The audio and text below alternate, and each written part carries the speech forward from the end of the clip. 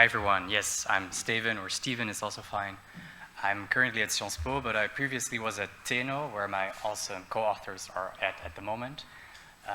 More shout-outs will be later, but let's dive in right now. We are all here at FACT because we acknowledge the high stakes of AI, or more generally, algorithms, and these are really real. 26,000 families unfairly targeted for fraud. And this had more than just monetary consequences. This led to child protective services taking these children away from their families. And who was bearing the brunt of that? People with low income, dual nationality, and immigration background. And I think you can argue that there's a lot of studies that say that Black single mothers with Suriname descent were already not recognized by the Dutch social welfare system. So these types of algorithms can really compound and entrench and reinforce these intersecting forms of oppression, of sexism, racism, and reinforce them. But luckily, our community has already recognized this concept of intersectionality. And often this is interpreted from our technical background, or those who have a technical background, and think about intersection. Oh, intersection, Venn diagram, Black people, women. Okay, we're also going to think about Black women right now. And this famous paper by Bounouani and Gebru, Gender Shades, also showed that facial recognition is more erroneous for darker females. And they put this into context and are even critical about their own work and how it's used, but this is often cited to just work on a metric on this subgroup and then optimize the algorithm for this subgroup of darker females. We're just going to also make it work for that group. But the intersectional approach is more than a metric, and it's not me who has established that. There's actually people in this room. Kong, thank you so much for coming, and Ovai had another presentation right now that already established it's more than a metric. And I like to think and read the book by Collins and Belch, who say there's so many definitions on intersectionality, but what is really crucial and at the core is social justice and critical thinking. It's more than a metric. We need to think about power. Who decides that we're making these algorithms? Who is harmed by it? And what type of knowledge do we really value in thinking about fairness? And when I was reading these papers, I was very excited, and I thought, let's share this with my colleagues who also work on responsible use of AI, and let's read them together. Like, how is this received? And sorry, I should not distract you with a new slide. And we thought, and we read it together, and we noticed, okay, what is the reception? This feels a little bit outside of my scope. This is social science. Or even I feel a little bit attacked because my intuition was also that I'm going to make a metric. That's what my education background gives. And the other one was, it doesn't feel practical, this feels theoretical.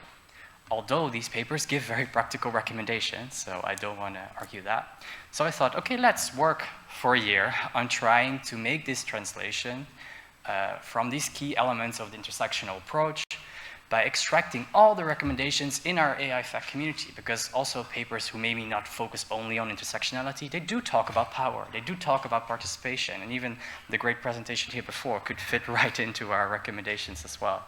And we thought, okay, we're going to do a thematic analysis and also have a focus group of diverse experts who have really worked in interdisciplinary collaboration to make responsible decision-making about AI.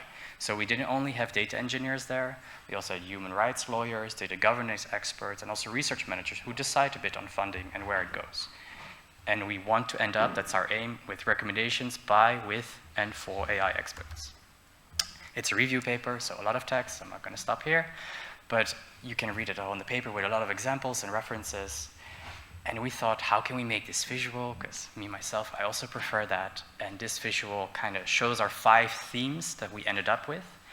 And it is a bit linear, although of course it's never linear, but it helps with the story. Ooh. Yes.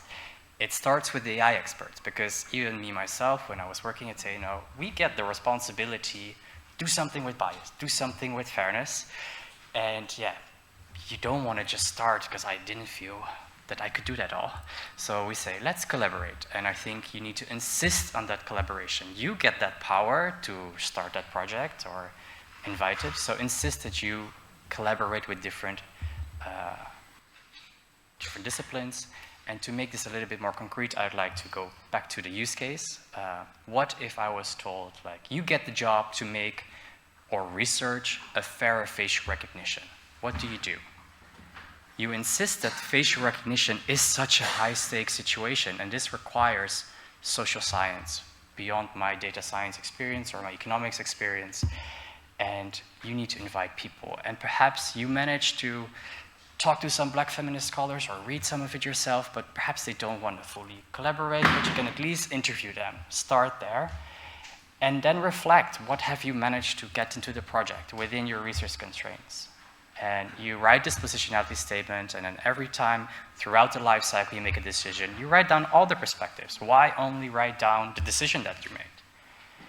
And perhaps you recognize that, okay, we have a Black feminist scholar, but do we really have the people who are impacted in our community right now that are deciding how we do this research? Most often, we didn't manage that in my project, so then you can argue, looking at the recommendations that we found, invite a civil society organization or a cooperative, or go directly to community if you can, and make this a co-defining process and pay them, very important, and then you can investigate facial recognition. But I think often here, if you have this goal statement, they might not want to work with you. And that's exactly what you would find in the fourth recommendation. If your goal is to make a fairer facial recognition, or research in fairer facial recognition, they say like, no, we don't want to contribute to that. But if you make your goal, let's critically examine whether we want to make facial recognition. And in the fifth recommendation, you could summarize that. Would a Black woman who's racially profiled, where these kind of systems are used by the police, do they care about more equal errors? No. They want to have the question being whether we use the system, rather than how. So talking to all these diverse experts, we noticed that there's two common reactions to this. Yes, okay, now I feel it's a bit more practical, I know first steps, but going critical does not fit my work environment. I can only get my funding when I say, I can make this socially good AI. I cannot get the funding when I say, can we please critically examine whether we should invest in this? At least I have not managed that yet. Sometimes we tricked a little bit in there in a project, but I think that should be what we should try. And another comment was, I fear that I do not know enough. Even to start doing this, and we understand that. I think we felt that also ourselves, and it's also because we're so used to having all the information before, and then we start. But if you're gonna give some power to a community, then you don't know what's gonna happen in every step. That's part of it. So to self-facilitate, Core, Quirine, and Nina are looking at, can we embed some of these practical recommendations in current software development processes, I would like to call it, such as Agile Scrum.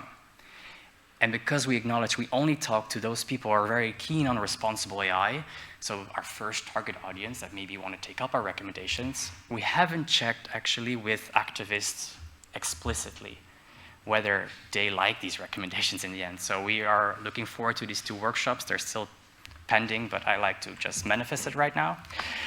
And to take home from our presentation, I want to say, are you working or researching high-stake AI, which I think we all are or indirectly are? Please think about this richness of intersectionality that there is. Bear some of that uncomfortableness, or however you would like to call it. Because with our steps, I think you can make that first step. It's a little bit of a marathon. You can't do it in a sprint, but you really need to start running now. That's also our journey at the moment. Thank you.